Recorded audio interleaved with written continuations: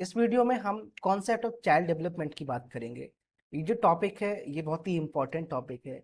अगर आप डीएलएड की पढ़ाई कर रहे हैं, आप बीएड में हैं या फिर बीटीसी में या फिर इस तरह का कोई भी कोर्स जो कि आपको एजुकेशन से रिलेटेड है, उसमें ये कॉन्सेप्ट बहुत ही ज़्यादा महत्वपूर्ण रहता है, क्योंकि इससे आपके जो कॉलेज का एग्जाम है उसमें भी क्वेश्चन आ जाते हैं और कॉम्पिटिटिव एग्जाम में क्वेश्चन आने की संभावना रहती है। अब इस कॉन्सेप्ट में ये बताया गया है कि जो चाइल्ड डेवलपमेंट और पेडागोजी है, ये इसका कॉन्सेप्ट क्या है, किस तरह वर्क करेंगे, हमें क्या क्या इसमें पढ़ना है, तो ये चीज़ हम इस वीडियो में डिस्कस करेंगे। तो सबसे पहले स्टार्ट करते हैं कि डेवलपमेंट, चाइल्ड डेवलपमेंट में हमें पता होना चाहिए कि डेवलपमेंट क्या है। अब डेवलपमेंट देखेंगे कि it is a sequence of changes from origin to birth, origin to death, sequences of change from origin to death, मतलब कि जन्म से लेकर मृत्यु तक जो भी आप में चेंजेस होते हैं, जैसे कि आपकी बचपनावस्था आती है, किशोरावस्था आती है, प्रौढ़ावस्था आती है, फिर वृद्धावस्था आती है और लास्ट में डेथ। इन अवस्थाओं में जो भी चेंजेस होते हैं वो चेंजेस डेवलपमेंट कहलाए जाते हैं। अब इसी डेवलपमेंट से एक ब्रांच निकली चाइल्ड डेवलपमेंट एंड पेडागोजी। इसका जो कॉन्सेप्ट ले लिया वो यहाँ पे ले लिया, study of changes from conception to adulthood. अगर हम पेडागोजी की बात करें तो study of changes from conception to adulthood. यहाँ पर मेनली बात की जाती है बिहेवियर की। जो शिशु होता है उसका बिहेवियर कैसा होता है, मेनली हम स्टडी करते हैं बिहेवियर पे। और जो नॉलेज होती है, जो ज्ञान उसको मिलता है, अधिगम होता है, उससे उसके बिहेवियर में क्या क्या चेंजेस आते हैं, ये हम पेडागोजी में इसका अध्ययन करते हैं। अब देखेंगे, ये लिखा है बाल विकास बाल मनोविज्ञान का विकसित रूप है। ये है बाल मनोविज्ञान और बाल विकास चाइल्ड डेवलपमेंट। ऐसा क्यों कहा गया है कि बाल विकास बाल मनोविज्ञान का विकसित रूप है? क्योंकि अगर हम जब पेडागोजी की बात करते हैं तो पेडागोजी में हमारा फोकस रहता है वो मेंटल प्रोसेस पे रहता है, बिहेवियर पे रहता है, इन चीज़ों पे हमारा फोकस ज़्यादा रहता है। तो इस एस्पेक्ट में हम क्या करते हैं, जो फिजिकल कॉन्सेप्ट है, जो फिजिकल एस्पेक्ट है बच्चे का, हम उसको भूल जाते हैं। तो वहीं पर जो बाल विकास है ये आता है। बाल विकास के आने से क्या होता है कि इसके अंदर हम जो फिजिकल ग्रोथ होती है और जो मेंटल ग्रोथ होती है, कॉग्निटिव ग्रोथ होती है, उनको हम यहाँ पर एक समग्र रूप में हम पढ़ते हैं। अब देखेंगे क्रो एंड क्रो ने क्या कहा कि बाल मनोविज्ञान वह विज्ञान है जो व्यक्ति के विकास का वैज्ञानिक अध्ययन गर्भकाल से किशोरावस्था तक करता है। ऐसा इन्होंने इसलिए कहा क्योंकि जो गर्भ काल है वहां से लेकर किशोरावस्था तक, किशोरावस्था निकलने के बाद क्या होता है कि प्रौढ़ावस्था में आ जाता है, तो वहां पर ये कॉन्सेप्ट काम नहीं करते हैं, या कि वहां पे कॉन्सेप्ट होते हैं वो थोड़े अलग होने लगते हैं। तो क्रो ने यही बताया। और स्क्रेन ने बताया कि जो बाल मनोविज्ञान है वो बालक के व्यवहार एवं अनुभव का विज्ञान है, बालक के व्यवहार एवं अनुभव का विज्ञान है। अब हमें पता होना चाहिए कि बाल्यावस्था होती है, जो शैशवावस्था होती है, ये अवस्थाएं क्या होती हैं, इनका टाइम पीरियड क्या होता है। तो ये पढ़ने के लिए हमें पता होना चाहिए कि जो मेन है पांच, ये पांच लोगों ने जो मनोवैज्ञानिक थे, इन्होंने अपनी अपने हिसाब से अवस्थाएं दी स्टडी के हिसाब से। पहला अर्नेस्ट, रॉस, हरलॉग, कॉल्सनिक, शैले। अब पढ़ते हैं। सबसे पहले देखेंगे अर्नेस्ट का विभाजन। अर्नेस्ट ने बताया कि जो शैशवावस्था वो 0 से 5 वर्ष तक रहेगी, बाल्यावस्था 6 से लेकर 11 वर्ष तक रहती है, किशोरावस्था 12 से लेकर 18 वर्ष तक रहेगी, और प्रौढ़ावस्था रहेगी 19 से लेकर 24 वर्ष तक। इसके बाद रॉस का जो विभाजन है, रॉस ने बताया कि शैशवावस्था, पूर्व बाल्यावस्था, उत्तर बाल्यावस्था, किशोरावस्था, इन्होंने भी 4 अवस्थाएं बताई पेडोगोजी में अध्ययन के लिए। जो कि पहली है बाल्या और शैशवावस्था, ये 0 से लेकर 3 वर्ष तक इन्होंने बताया। पूर्व बाल्यावस्था 3 से लेकर 6 वर्ष तक, उत्तर बाल्यावस्था 6 से लेकर 12 वर्ष तक, किशोरावस्था 12 वर्ष से 18 वर्ष तक। प्रौढ़ावस्था में हम प्रौढ़ावस्था का अध्ययन हम पेडोगोजी में नहीं करते हैं। इसके बाद हरलॉक ने क्या किया, जो भी अवस्थाएं पहले बताई साइंटिस्ट ने, इन्होंने एक डिटेल अध्ययन किया और उन्होंने बताया कि जो प्रसव पूर्व अवस्था उसको भी इन्होंने शामिल कर लिया। जो जन्म तक अवस्था होती है वो प्रसव पूर्व अवस्था कहलाती है। इसके बाद शैशवावस्था, इन्होंने बताया कि जो शैशवावस्था होती है वो केवल जन्म से लेकर 2 सप्ताह तक ही चलती है। इसके बाद क्या होता है, बचपनावस्था आ जाती है। इसके बाद उन्होंने बताया कि बचपनावस्था आ जाती है। अब बचपनावस्था रहती है 3 सप्ताह से लेकर 2 वर्ष तक। अब जो बाल्यावस्था है उसको उन्होंने 2 भागों में डिवाइड किया। पहला पूर्व बाल्यावस्था, दूसरा उत्तर बाल्यावस्था। पूर्व बाल्यावस्था 3 से 6 वर्ष तक का इन्होंने डिवाइड किया। फिर उत्तर बाल्यावस्था को 7 वर्ष से 12 वर्ष तक रखा। फिर आती है वय संधि आयु। वय संधि आयु 12 वर्ष से 14 वर्ष तक, और पूर्व किशोरावस्था 13 वर्ष से 17 वर्ष तक, उत्तर किशोरावस्था 18 वर्ष से लेकर 21 वर्ष तक इन्होंने बताई। नेक्स्ट देखेंगे कॉल्सनिक का विभाजन। कॉल्सनिक ने क्या बताया, इन्होंने भी अध्ययन किया और जो अवस्थाएं बताई वो ये हैं: गर्भावस्था, गर्भाधान से लेकर जन्म तक; नवशैशवावस्था, जन्म से लेकर 4 सप्ताह तक इसका टाइम पीरियड बताया। इसके बाद आरंभिक शैशवावस्था का टाइम पीरियड 4 सप्ताह से लेकर 1 वर्ष तक बताया। और उत्तर शैशवावस्था 1 वर्ष से 3 वर्ष तक। पूर्व बाल्यावस्था बताया कि 4 वर्ष से लेकर 6 वर्ष तक रहेगी, और उत्तर बाल्यावस्था 6 वर्ष से लेकर 13 वर्ष तक चलेगी। वहीं जो किशोरावस्था है वो 13 वर्ष से लेकर 19 वर्ष तक चलेगी। अब यहाँ पर शैले आए। शैले ने बताया कि जो शैशवावस्था, बाल्यावस्था, किशोरावस्था, हम 3 का अध्ययन करेंगे। और शैशवावस्था इन्होंने बताई 0 से 5 वर्ष तक, बाल्यावस्था 5 से 12 वर्ष तक, किशोरावस्था 13 से लेके 19 वर्ष तक। ये जो शैले का विभाजन है, हम इस विभाजन को जनरल जो हम डे टू डे लाइफ में हम इसको फॉलो करते हैं। शारीरिक विकास को प्रभावित करने वाले कारक। शारीरिक विकास को कौन कौन से कारक प्रभावित करते हैं? पहला है वंशानुक्रम। वंशानुक्रम में हमें पता होता है कि जो जीन्स होते हैं, जो जेनेटिक मटेरियल्स होता है, वो क्या होता है, पेरेंट्स से आता है चाइल्ड में, तो उसका भी काफी फर्क पड़ता है। इसके बाद आता है वातावरण। वातावरण में भोजन, परिवार, विश्राम एवं निद्रा, व्यायाम एवं खेल। भोजन, आप पौष्टिक भोजन करेंगे तो जाहिर सी बात है कि आपका स्वास्थ्य सही रहेगा। उसके बाद परिवार। परिवार का मतलब है कि माहौल कैसा है, किस तरह से हम बच्चे को रख रहे हैं। ऐसा देखा जाता है कि जहाँ पर एक पारिवारिक माहौल अच्छा नहीं है, वहाँ बच्चे होते हैं वो कमजोर रह जाते हैं, क्योंकि बच्चों पर कोई ध्यान नहीं दे पाता है। विश्राम एवं निद्रा, ये जो शारीरिक विकास है उसको बहुत ही ज्यादा प्रभावित करते हैं। अगर निद्रा की कमी रहती है तो जो वयस्क है उसमें भी देखा जा सकता है कि जो हमारा वेट है, वजन है, वो कम होता चला जाता है। इसके बाद व्यायाम एवं खेल। व्यायाम एवं खेल से जो शारीरिक विकास है वो काफी ज्यादा प्रभावित होता है। इसके बाद बात आती है मानसिक विकास की। मानसिक विकास में जो शैशवावस्था में मानसिक विकास, बाल्यावस्था में मानसिक विकास, किशोरावस्था में मानसिक विकास, आईक्यू, ये चीजें हम कवर करते हैं इस टॉपिक के अंदर। अब देखेंगे जो शैशवावस्था में मानसिक विकास होता है वो किस तरह से होता है। सबसे पहला, फर्स्ट मंथ।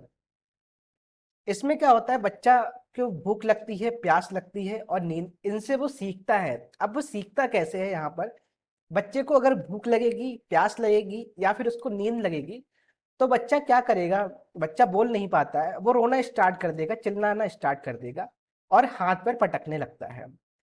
इसके बाद सेकंड मंथ में वो आवाज, आवाज का मतलब है तेज आवाज होगी तो उसकी तरफ वो आकर्षित होता है, और ज्यादा तेज आवाज होती तो वो चौंक जाता है। इसके बाद आता है 4 मंथ। 4 मंथ में क्या होता है, वस्तु को पकड़ना। सेकंड मंथ में एक चीज और होती है, यहाँ पर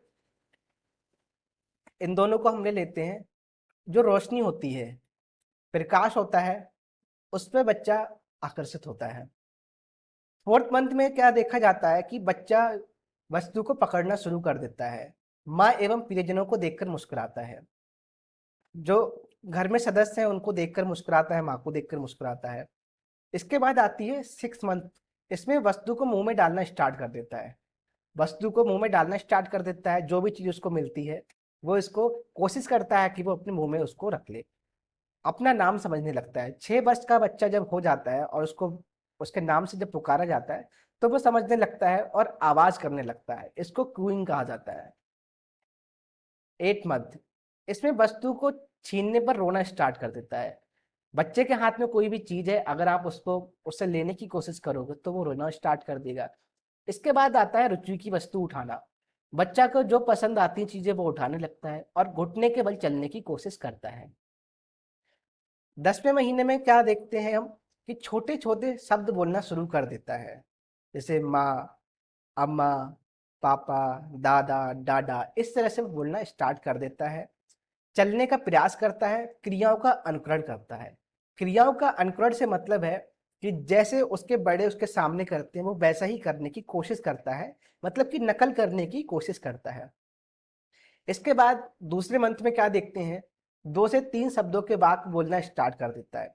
2 से 3 शब्दों के वाक्य, जैसे कि वो कहता है कि पापा भूख, मम्मा भूख। अगर वो मम्मा भूख बोल रहा है, इसका मतलब ये होता है कि उसको भूख लगी है। वो अपनी पूरी बात नहीं बता पा रहा है, लेकिन वो कोशिश कर रहा है कि आप समझ जाओ। तो वो कहता है मम्मा भूख, मम्मा पानी।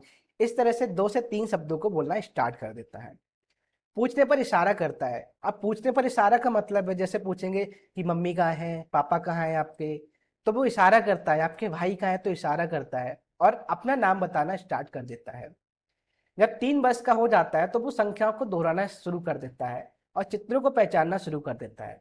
चित्रों को पहचानना से मतलब है कि अगर आप उसको समझाओगे, बताओगे कि ये आम है, चित्र दिखाकर बताओगे कि ये शेर है, तो वो उनको पहचानना शुरू कर देता है। इसके बाद आती है फोर्थ स्टेज। फोर्थ स्टेज में 4 से 5 तक गिनती गिनना शुरू कर देता है वो, और 2-3 संख्याएं समझना शुरू कर देता है। रेखाओं में अंतर। रेखाओं में अंतर, जैसे ये एक बड़ी रेखा है, ये बड़ी रेखा है और ये छोटी रेखा है, तो बता देगा कि इनमें से बड़ी रेखा कौन सी है और छोटी रेखा कौन सी है। अक्षर लिखना स्टार्ट कर देता है। अक्षर लिखने का मतलब है कि हम बच्चों को सिखाते हैं, इस तरह से हम सिखाते हैं कि ए बनाइए, आ बनाइए, तो वो लिखना स्टार्ट कर देते हैं और वस्तुओं को क्रम में लगाना शुरू कर देते हैं।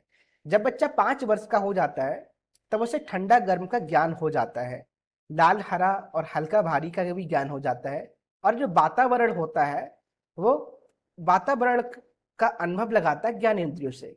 जैसे कि कहता है कि मम्मी आज ठंड है, पानी गर्म है, धूप ज्यादा है। इन चीजों का वो अनुमान लगाता है अपनी ज्ञान इंद्रियों से। अब देखते हैं बाल्यावस्था में मानसिक विकास किस तरह से होता है। बाल्यावस्था में जब 6 वर्ष में जो मानसिक विकास होता है, वहां पर आसान प्रश्नों के उत्तर देने लगता है। आसान प्रश्नों से मतलब है, जैसे कि आपकी मम्मी कहाँ है, आपका नाम क्या है, गाय के कितने पैर होते हैं, गाय का रंग क्या होता है, इस तरह वो बताने लगता है। और 15 से 20 तक की गिनती उसे याद हो जाती है, सुनाने भी लगता है। चित्रों के नाम बताना। चित्रों के नाम बताना, हम देखते हैं जब बच्चा छोटा होता है, हम उनको सिखाते हैं, पढ़ाते हैं, तो क्या करते हैं, हम ABCD या फिर वर्णमाला, हिंदी वर्णमाला सिखाते हैं, तो हम चित्रों के माध्यम से सिखाते हैं। चित्रों के माध्यम से हम इसलिए ऐसे सिखाते हैं, जैसे कोई गमला है तो गा से गमला, वो उसको याद नहीं होता है, लेकिन गमला जब उसको दिखा देते हैं, जब वो कई बार देख लेता है, तो वो समझ जाता है कि ये गमला है और पूछने पर उसको बता भी देगा।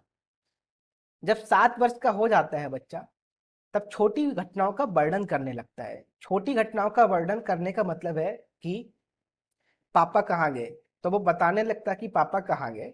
अगर उसको आप बता के जा रहे हो कि मैं नहाने जा रहा हूँ और पूछो कि वो कहाँ गए, तो वो कोशिश करता है बताने की। वस्तुओं में समानता एवं अंतर समझने लगता है। 5 से 6 तक की संख्याएं दोहराने लगता है। और जब 8 साल का हो जाता है तो छोटी छोटी कविताएं उसको याद हो जाती हैं। छोटी छोटी कविताएं का मतलब है, जैसे कि जॉनी जॉनी यस पापा, और जो छोटी छोटी कविताएं हैं उनको याद करने लगता है। कहानियां भी याद करने की कोशिश करता है और साधारण समस्याओं का हल खोजने की कोशिश करता है। यहाँ पर जो साधारण समस्याओं की जो हल खोजना है, इसको हम इस तरह से समझ सकते हैं, जैसे बच्चे का अगर कोई खिलौना खराब हो गया तो वो कोशिश करता है कि उस खिलौने को वो सही कर ले। साइकिल से अगर खेल रहा है, अगर खराब हो गई, तो वो कोशिश करता है कि साइकिल सही हो जाए। उसके बाद 9th ईयर में आता है जब, तब समय, दिन, तारीख, रुपए गिनने लगता है। समय का हम इस तरह से बता सकते हैं कि बच्चा क्या होता है कि घड़ी देखना सीख जाता है, दिन बताने लगता है, तारीख उसको याद रह जाती है और वो रुपए गिनना स्टार्ट कर देता है। जब बच्चा 10 साल का होता है तो वो द्रुत गति से बोलना स्टार्ट करता है। दिनचर्या का ज्ञान हो जाता है। दिनचर्या का ज्ञान से मतलब ये है कि जब बच्चा स्कूल जाने लगता है तो उसे पता है कि सुबह मम्मी उसको उठाएंगी, अब उसको क्या करना है, तैयार होना है, स्कूल जाना है। तो इस तरह से दिनचर्या का ज्ञान होने लगता है। वहीं व्यक्तिगत कार्यों को स्वयं करना स्टार्ट कर देता है। जब बच्चा 11 वर्ष का होता है तब तर्क, जिज्ञासा, निरीक्षण शक्ति का विकास होने लगता है। वस्तुओं में तुलना करने लगता है। प्रत्यक्ष अवलोकन करके पशु पक्षियों का जो ज्ञान होता है वो उसको आने लगता है, और कल्पवृक्षों आदि का ज्ञान होने लगता है। जब बच्चा 12 वर्ष का होता है तब परिस्थितियों की वास्तविकता जानने की कोशिश करता है। इसका मतलब ये है जैसे कि जो क्वेश्चन होते हैं बच्चों के, कब, क्यों, कहाँ, कैसे, वो डिटेल में जानने की कोशिश करते हैं। जैसे बारिश कैसे होती है, बारिश कैसे होती है, सब्जी कैसे बनती है, गाय कहाँ रहती हैं, जंगल में क्या होता है, इस तरह की चीजें जानने की कोशिश करते हैं। तर्क, समस्या समाधान, योग्यता का विकास उसमें होने लगता है। अब देखते हैं किशोरावस्था में मानसिक विकास। किशोरावस्था में मानसिक विकास कैसे होता है?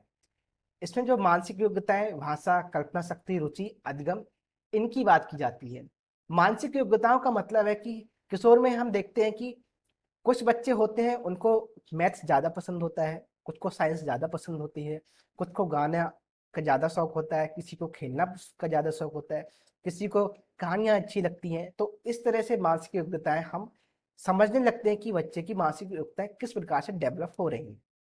भाषा, किशोरावस्था में बच्चा होता है उसमें सामाजिक, जो समाज के साथ ज़्यादा घुलता मिलता है, तो उसका भाषा का ज्ञान ज़्यादा होने लगता है।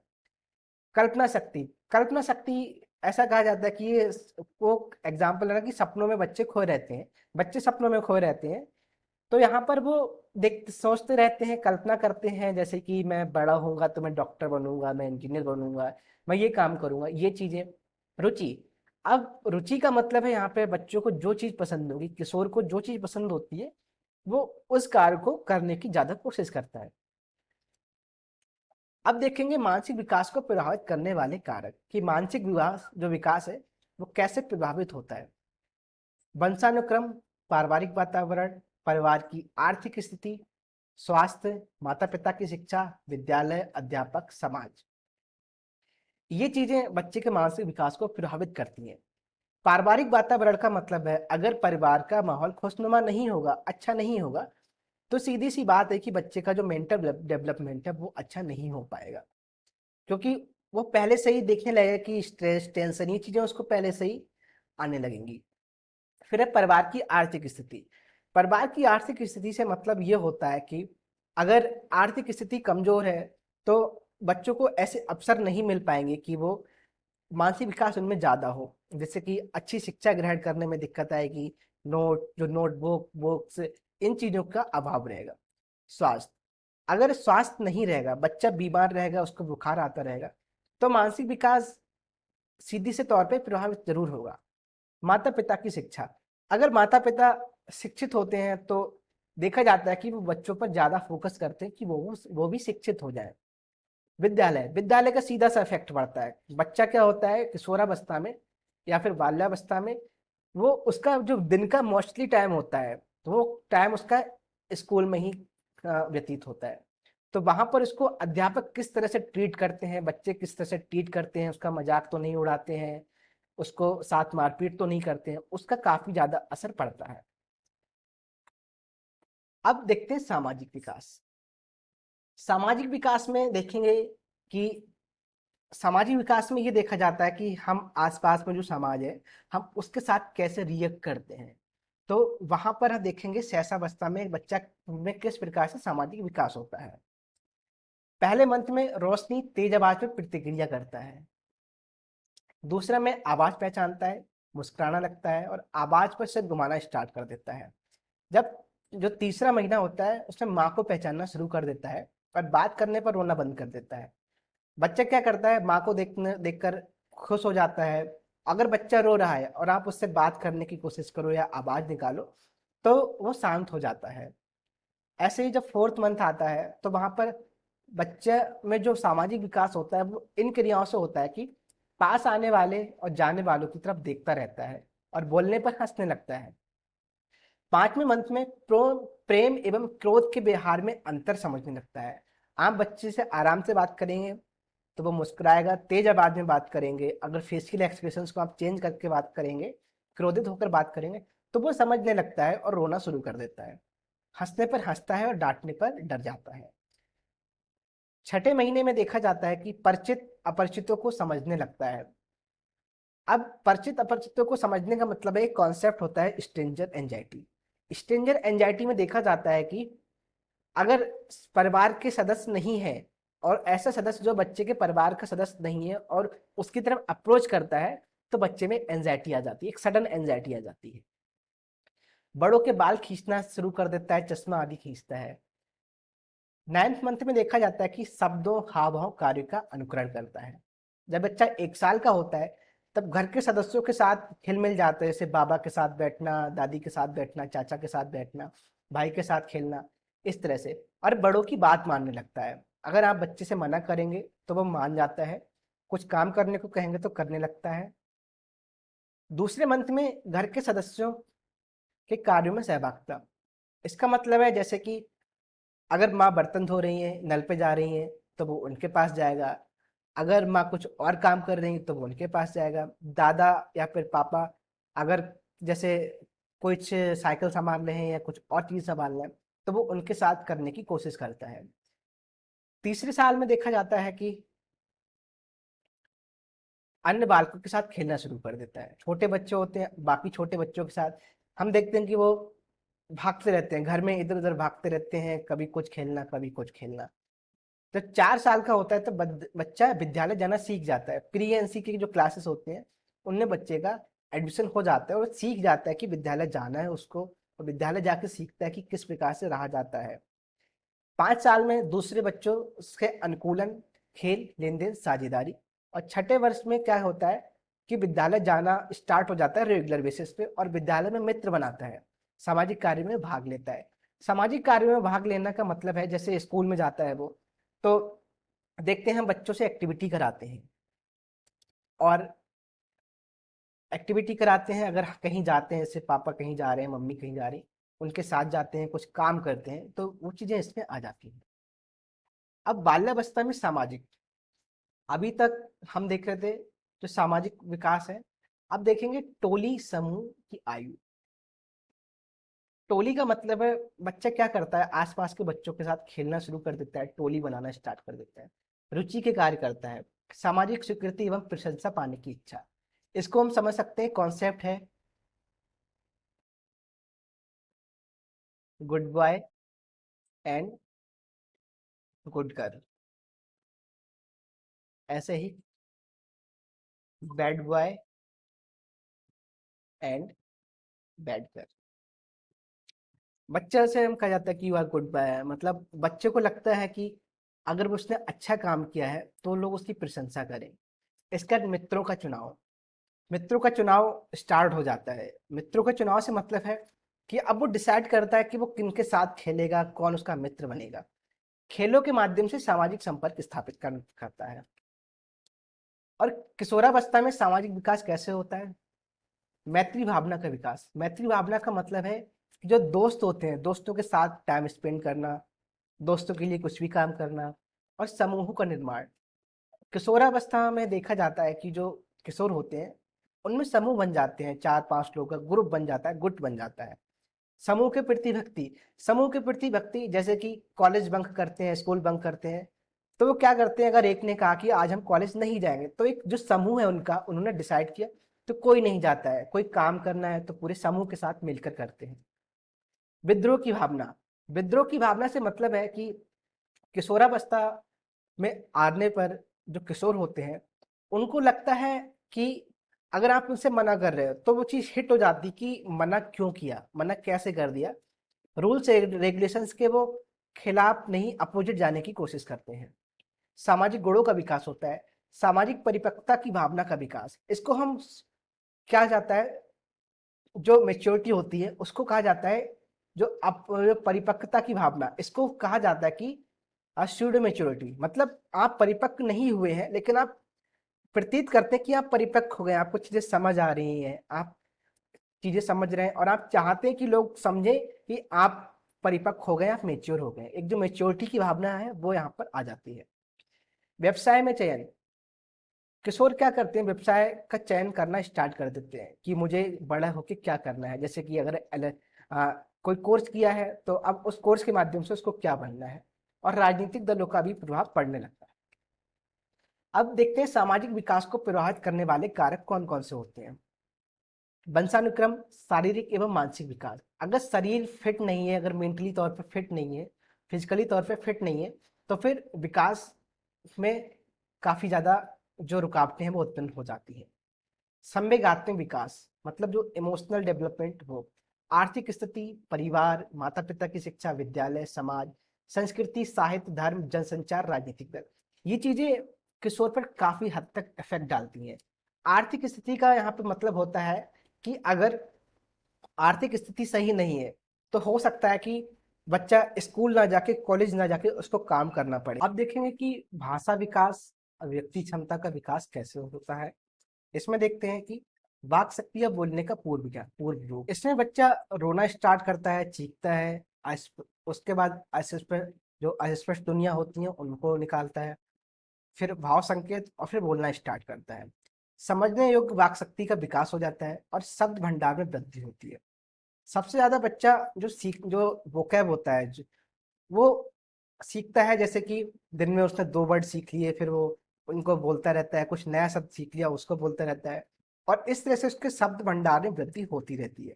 और उत्तरों की लंबाई में वृद्धि। उत्तरों की लंबाई में वृद्धि का मतलब है कि पहले हम बच्चे से, अगर छोटा बच्चा है, उससे पूछेंगे कि पापा कहाँ गए, तो वो देखा जाता है कि बोलता है पापा बाहर, पापा बाहर। इस तरह से बोलने की कोशिश करता है। उसका जो उत्तर है वो छोटा है। उसके बाद जब बच्चा बड़ा होने लगता है कि पापा बाहर गए हैं, पापा मार्केट गए हैं, पापा सब्जी लाने गए हैं, पापा स्कूल जाएंगे कल साथ में, इस तरह से उसके जो उत्तर है, आंसर है, वो बड़े होते चले जाते हैं। अब भाषा विकास को प्रभावित करने वाले कारक कौन कौन से होते हैं। स्वास्थ्य। स्वास्थ्य, अगर बच्चा स्वस्थ नहीं है, फीवर है, तो या फिर कोई और उसको प्रॉब्लम है, तब वो भाषा विकास उसका अच्छा नहीं हो पाएगा। बुद्धि, इंटेलिजेंस, ऐसा देखा जाता है कि जो इसमें इंटेलिजेंस ज़्यादा होता है उनका भाषा विकास जल्दी हो जाता है और सही होता है। सामाजिक आर्थिक दशा, बालक और बालिका, यहाँ पर बालक में जो बालक होते हैं उनमें बालिकाओं की अपेक्षा भाषा विकास कम हो पाता है। जो ऐसा देखा जाता है कि जो बच्चियां होती हैं, जो बालिकाएं होती हैं, उनकी जो भाषा होती है वो स्पष्ट होती है, शब्दों का चयन अच्छा होता है, वहीं पर जो बालक होते हैं वो अस्पष्टता उसमें रहती है। दूसरा है द्विभाषी वातावरण। द्विभाषी वातावरण का मतलब है अगर बच्चे के घर में हिंदी बोली जाती है तो बच्चे को हिंदी अच्छे से आ जाएगी, हिंदी अच्छे से उसको आएगी। वहीं पर हिंदी के साथ में अगर इंग्लिश, पंजाबी या कोई और भाषा बोली जाती है तो देखा जाता है कि अगर दोनों भाषाएं रहती हैं तो उसमें जो लैंग्वेज डेवलपमेंट है वो कम हो पाता है, स्पष्ट नहीं हो पाता है, क्योंकि वो दो चीजें सीखने की कोशिश करता है, दो लैंग्वेज सीखने की कोशिश करता है, दो लैंग्वेज के नियम सीखने की कोशिश करता है और दो लैंग्वेज के जो वर्ड होते हैं उनको सीखने की कोशिश करता है। तो वहां पर उसका जो विकास होता है वो प्रभावित होता है। वहीं समवयस्क समूह, समवयस्क समूह से मतलब है जो बच्चों के दोस्तों का समूह होता है, टोली होती है, गुट होती है, वो जिस प्रकार की भाषा का प्रयोग करेंगे बच्चा उसी प्रकार की भाषा का प्रयोग घर पर भी करता है। नेक्स्ट है सृजनात्मकता का विकास, इसको क्रिएटिविटी कहा जाता है। इसको कहा जाता है क्रिएटिविटी। अब जो सृजनशील बालक होते हैं उनकी विशेषता क्या होती है, वो क्रियाशीलता उनमें होती है, वो एक्टिव होते हैं, मौलिकता होती है, स्वतंत्र निर्णय लेने की क्षमता होती है, वो बच्चे जिज्ञासु होते हैं और रुचि स्पष्ट करते हैं, रुचि उनमें होती है। आईक्यू, उनका जो आईक्यू है वो ज्यादा होता है, बोधगम्यता होती है और विरोधी प्रवृत्ति होती है, और समायोजनशीलता ज्यादा होती है उनमें। अब सृजनात्मकता का विकास कैसे होता है देखेंगे। जिज्ञासा व्यक्त करने की छूट। अगर बच्चा है, बच्चा अगर आपसे क्वेश्चन करता है कि सूरज कब निकलता है, सूरज कब निकलता है, सूरज क्यों छिप जाता है, और आप बच्चे को डांट दोगे तो बच्चा क्या करेगा, फिर उस टॉपिक पे बात नहीं करेगा। इसका मतलब ये हुआ कि जो बच्चा सीख रहा था तो वो सीख नहीं पाएगा। अब वो जो सूरज से रिलेटेड जो कॉन्सेप्ट था अब वो सोच नहीं पाएगा, जिज्ञासु प्रवृत्ति होगी वो उसकी कम होती चली जाएगी, वो क्वेश्चंस करना बंद कर देगा, नई चीजें सीखना कम कर देगा, क्योंकि वो डर जाएगा, क्योंकि अगर दोबारा पूछेगा तो आप फिर से डांट दोगे। वहीं एक कल्पना शक्ति के विकास के लिए प्रोत्साहन। इसमें सबसे महत्वपूर्ण चीज है कहानी। कहानी स्टोरी। कहानी सबसे ज्यादा असर डालती है कल्पनाशीलता में। बच्चों को हम कहानी सुनाते हैं तो बच्चा एक कल्पना करता है कि कहानी में क्या क्या हो रहा है, कौन कौन से कैरेक्टर हैं, वो कैसे कैसे रहते हैं। तो उससे बहुत ही ज्यादा असर पड़ता है। टूटे फूटे सामान एवं खिलौने देकर। अगर टूटे फूटे सामान और खिलौने दिए जाते हैं तो बच्चा क्या करता है कि उनको तोड़ता है, जोड़ता है, सही करने की कोशिश करता है। तो क्रिएटिविटी आ जाती है। लचीला वातावरण। लचीला वातावरण से मतलब है कि जो वातावरण है, एनवायरनमेंट हम बच्चों को दे रहे हैं, वो ऐसा ना हो बहुत ज्यादा सख्त हो। बच्चों को अपने मन का जो काम है, एक्टिविटी करने की स्वतंत्रता देनी चाहिए। ज्ञान अर्जित करने के अवसर देने चाहिए। ज्ञान अर्जित करने के अवसर मतलब उसको कहानी सुनाना, घुमाने ले जाना, नई चीजें बताना। अब इसके बाद हम जो कॉन्सेप्ट ऑफ डेवलपमेंट है उसमें व्यक्तित्व का विकास भी हम पढ़ते हैं। परसोना। परसोना का मतलब होता है, वो होता है मुखौटा। मुखौटा का मतलब जो हम प्रदर्शित करते हैं अपने बारे में, जो हम दिखाते हैं, जो हमारी पर्सनालिटी, उसको हम बताते हैं। अब डेशल ने जो बताया कि व्यक्तित्व व्यक्ति के संगठित व्यवहार का संपूर्ण चित्र है। संगठित व्यवहार का संपूर्ण चित्र है। और वहीं मन ने बताया व्यक्तित्व एक व्यक्ति के व्यवहार के तरीकों, रुचियों, दृष्टिकोण, क्षमताओं तथा योग्यताओं का विशिष्ट संगठन है। व्यक्तित्व के प्रकार की बात करें तो तीन तरह से डिवाइड किया गया है। एक साइकोलॉजिकल फैक्टर के बेसिस पे, दूसरा फिजियोलॉजिकल फैक्टर के बेसिस पे, तीसरा सोशियोलॉजिकल फैक्टर के बेसिस पे। साइकोलॉजिकल फैक्टर के बेसिस पे कार्ल जंग, इन्होंने इसका डिवीजन किया है। इन्होंने तीन तरह की पर्सनालिटी बताई: इंट्रोवर्ट, एक्सट्रोवर्ट, एम्बिवर्ट। वहीं पे स्पेंसर ने फिजियोलॉजिकल बेसिस के बताया कि जो चार तरह की पर्सनालिटी होती हैं: एस्थेटिक, एथलेटिक, टेक्निक और मिक्स्ड। सोशलॉजिकल बेस्ड के हिसाब से बताया क्रिस्मर ने कि जो पर्सनालिटी होती है वो छह तरह की होती है: एक theoretical, economic, social, political, religious, aesthetic. इनको हम जो आने वाली वीडियो है, नेक्स्ट वीडियो है, हम पर्सनालिटी के जो टॉपिक हैं हम उनको कवर करेंगे। इस वीडियो में हम केवल एक समझेंगे कॉन्सेप्ट क्या है, हमको कॉन्सेप्ट ऑफ डेवलपमेंट में क्या क्या चीजें हम उसको रखते हैं, क्या क्या चीजें पढ़ते हैं। अब व्यक्तित्व को प्रभावित करने वाले कारक, पहला होता है वंशानुक्रम। वंशानुक्रम शारीरिक संरचना, मतलब इंसान पतला है, मोटा है, लंबाई ज्यादा है, मोटाई ज्यादा है, वजन ज्यादा है। अंतःस्रावी प्रणाली, अंतःस्रावी प्रणाली है, उसका स्नायु मंडल और फिर इंटेलिजेंस, ये चीजें उसको वंशानुक्रम से आती हैं और उसको प्रभावित करती हैं।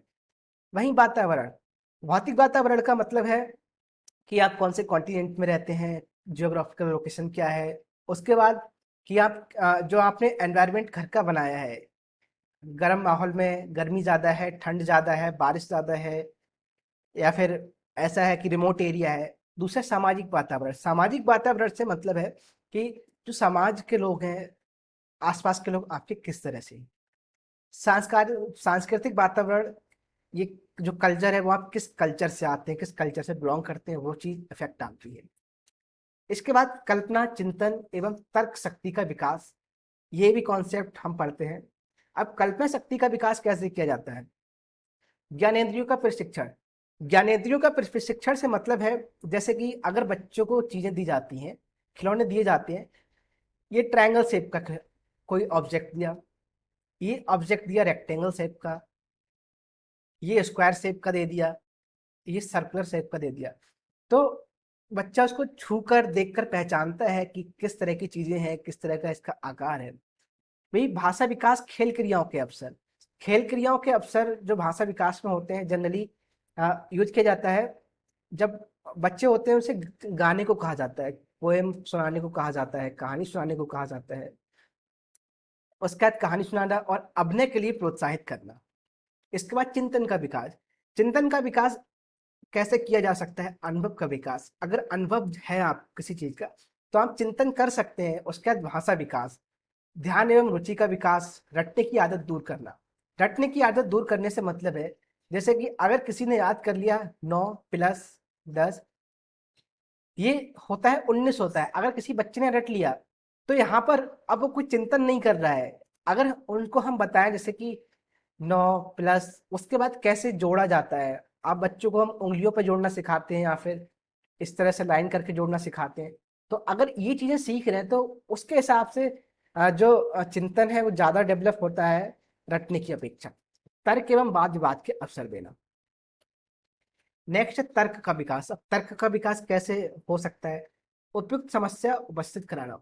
उपयुक्त समस्या उपस्थित कराना, जैसे कि कोई ऑब्जेक्ट जैसे पजल हो गया। अब पजल दे दिया बच्चों को, ठीक है, कि आप इनके टुकड़े जोड़ के बताओ क्या होता है। तो हम क्या कर रहे हैं, बच्चों को जो समस्या दे रहे हैं, ये समस्या है, ये हमने बच्चों को एक प्रॉब्लम दी, अब उस प्रॉब्लम का सलूशन है कि आप इस पजल को फिक्स कर दो। तो बच्चे उस पजल को फिक्स करते हैं। उसके बाद विषयों का गहन अध्ययन। नवीनता का सिद्धांत, अन्वेषणता का विकास, आगमन विधि का प्रयोग, तार्किक चिंतन में बाधक तत्वों का ज्ञान। आगमन विधि का प्रयोग का मतलब है जैसे कि एग्जाम्पल से प्रिंसिपल की तरफ जाना। अब देखेंगे जो संवेगात्मक विकास होता है, जो इमोशनल डेवलपमेंट होता है, वो कैसे होता है और किस किस तरह के इमोशंस होते हैं। बेसिकली जो 14 इमोशंस की बात की जाती है, पहला आता है भय, क्रोध, घृणा, वात्सल्य, करुणा, कामुकता, आश्चर्य, आत्महीनता, आत्माभिमान, भूख, एकाकीपन, अधिकार, कृतिभाव, आमोद। ये जो चीजें हैं, ये नाम है इमोशंस के, संवेगों के नाम है। अब जो संवेग वाला हम जब चैप्टर पढ़ेंगे, इस कॉन्सेप्ट की बात करेंगे, तब हम इनको डिटेल में डिस्कस करेंगे। अब संवेगात्मक विकास को प्रभावित करने वाले कारक कौन कौन से होते हैं?